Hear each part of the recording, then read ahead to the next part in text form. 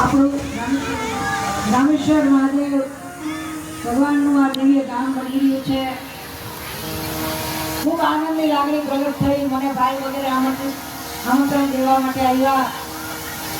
સાથે ગામના સમગ્ર આગેવાનો, દાતાશ્રીઓ, યજ્ઞમાં બેઠેલા દરેક ભક્તો સેવાદારી કરીને જે યજ્ઞના આચાર્ય છે એવા પ્રખર વિદ્વાન વક્તાશ્રી અશોકભાઈ પંડ્યા અને વિનુભાઈ સાથે અમારા અમિતભાઈ, બધા ભૂદેવોને મારા બ્રહ્માય નમઃ.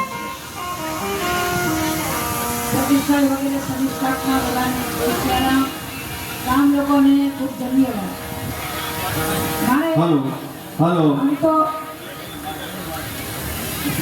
આમ તો ખરેખર રોકાવું જોઈએ, પણ વ્યવહાર બાબતે જવું પડે એટલે દરેક ઠેકાણે થોડી કોઈ હાજરી દેવી પડે. એટલે મને કે સામૈયા કરવાના, મેં ઘરના આંગણે સામૈયા તો ન હોય, આવવાની મારી ફરજ છે. તમારા બધાના દર્શન કરવા માટે અમે આવ્યા. રામેશ્વર ભગવાન જ્યારે સ્થાપના કરી ત્યારે સ્વયં રાવણ દેવ વિદ્વાન બ્રાહ્મણ હતા. રાવણ એના દ્વારા સ્થાપન કરવામાં આવ્યું. જે રામને ભજન શિવને નો ભજે અને શિવને ભજન રામને નો ભજે ત્યારે એની ભક્તિ સફળ થતી નથી. રામને ભજવાવાળા શિવની ભક્તિ કરે, શિવને ભજવાવાળા રામની ભક્તિ કરે તો એની ભક્તિ સફળ થાય છે. બધાની પૂજા થાય છે. તમે જુઓ તો સ્વભાવ બધાના નોખા નોખા. કાચવાનો સ્વભાવ જુદો, સર્પ જુદા સ્વભાવના, નાગ જુદા સ્વભાવના, સિંહ જુદા સ્વભાવના, નંદી જુદા સ્વભાવના, ભોલે મહાદેવ માં ભગવતી સ્વભાવ જુદા, પણ છતાંય એ પરિવાર આખો પૂજાનો છે. શું કામ? કે લેટકો કરવાની ભાવના રાખી ભગવાન. તમારા ઘરમાં પણ તમે લેટકો કરવાની ભાવના રાખો ને, કરવાની ભાવના રાખશો તો પૂજા છે. આજે રામેશ્વર મહાદેવ ભગવાનના સ્થાપન વખતે દિવ્યાથી દિવ્ય સ્થાપન કર્યા છે. વિદ્વાનો દિવ્યતાથી યજ્ઞ પૂજાઓ કરી રહ્યા છે. ગામ લોકો મને પ્રવેશ કર્યો, તમારો વિવેક જોયો. ગામના વડીલો, નાના છોકરાનો વિવેક ગામમાં એન્ટ્રી કરે તો ખબર પડી જાય.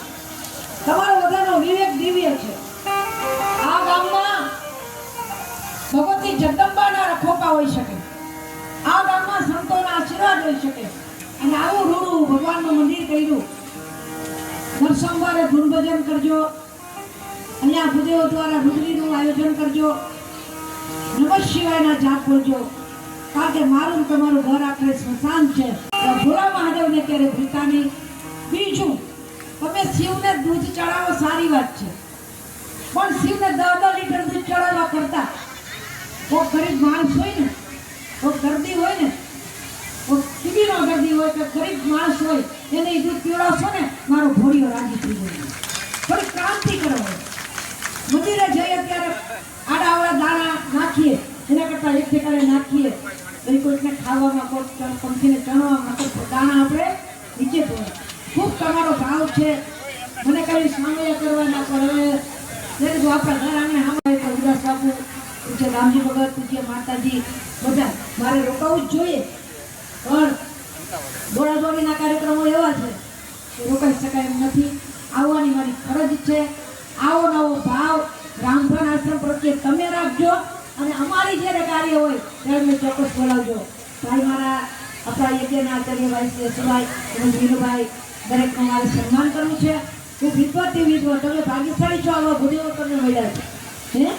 એમાં કેટલા છોકરા મને મળ્યા ભાઈ, કે એમાં અમારા સર ગુરુ છે.